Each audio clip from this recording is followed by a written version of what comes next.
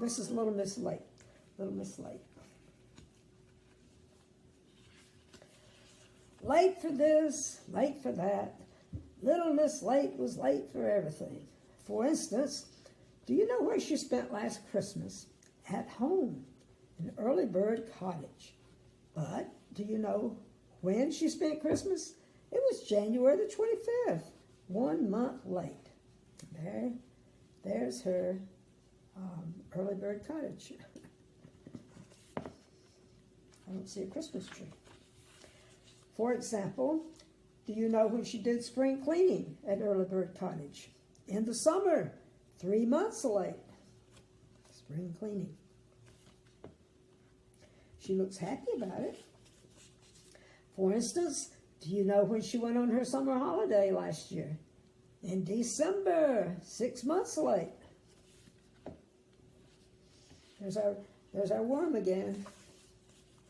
Early Bird Cottage was just along the road from where a friend of hers lived, Little Miss Neat.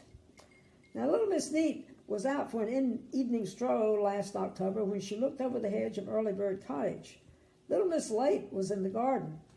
"Hello," called out Little Miss Neat. "What are you doing?" "Oh, I thought I'd cut the grass," replied Little Miss Late.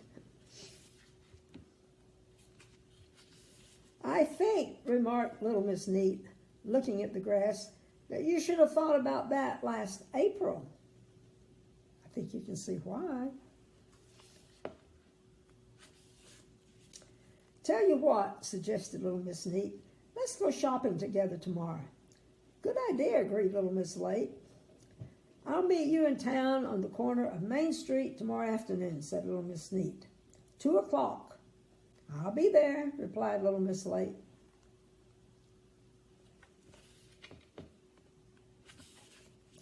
The following afternoon, Little Miss Neat stood on the corner of Main Street at 2 o'clock, waiting for Little Miss Late. She waited and waited and waited some more, and Little Miss Late arrived. "Oh, sorry I'm a bit late," she apologized. "Sorry," cried Little Miss Neat. "A bit late? It's 5 o'clock and all the shops are shut." "Oh, sorry," said Little Miss Late. And that's what happened all the time. Oh, my goodness, I didn't get to shop. It happened when Little Miss Late decided to take a job. Her first job was in a bank, but the trouble was, by the time she arrived for work, the bank had closed for the day. Every day it happened. "Sorry," she said. And they asked her to leave. It happened in her second job as a waitress in a restaurant. Mr. Greedy came in for lunch. He glanced at the menu. "I'll have everything," he grinned. "Twice," he said. He was still waiting to be served at 7 o'clock. So he went home. "Sorry," said Little Miss Late. They asked her to leave.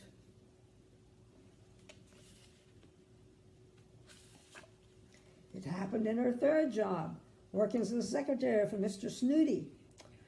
"I like these letters typed before I go home," Mr. Snooty said to her.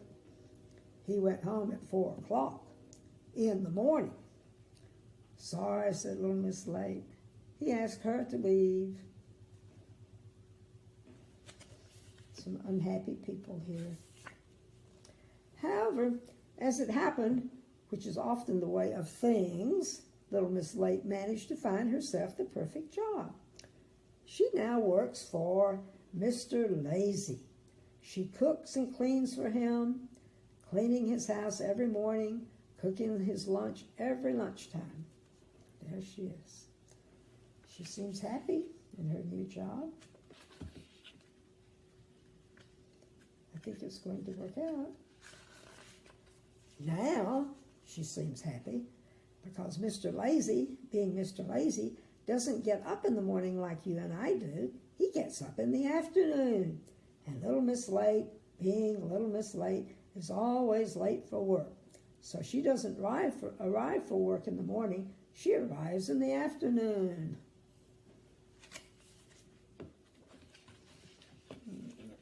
Good job turning these pages, Emma. And Mr. Lazy, being Mr. Lazy, doesn't have lunch at lunchtime like you and I do. He has lunch at supper time. And so you see, it all works very well indeed.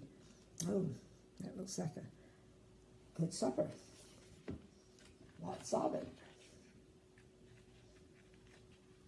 I don't know why I'm having trouble turning pages. Last Friday evening, the telephone rang in Early Bird Cottage.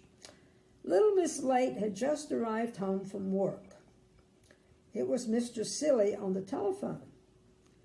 I've been given some tickets for a dance tomorrow night, he said. Would you like to come? Ooh, yes, please, said little Miss Late eagerly. Right, replied Mr. Silly. I'll pick you up at 7 o'clock. She looks happy with the invitation. All right, I hope I'll understand this. Last Saturday, Mr. Silly walked up the path to the front door of Early Bird Cottage. He knocked. Come in, called a voice from upstairs. Mr. Silly went in. Make yourself at home, called little Miss Late from upstairs. There's Mr. Silly with his fancy shoes. I'll be down in a minute. And that's the end of the story. All right. Do you think she ever came down? I don't know. I think somebody else will have to figure that out as to what became of the date that she had with Mr. Silly. But I was thinking that she's kind of like Miss Chatterbox in that she found a good job for herself based on who she is. And that's what I was kind of thinking about in terms of this set of books to read is that we put up with whoever we are, and we have to put up with whoever other people are too. And I had a couple of books I wanted to read that somehow talked about those kinds of ideas. So that's a little Miss Late, and good night.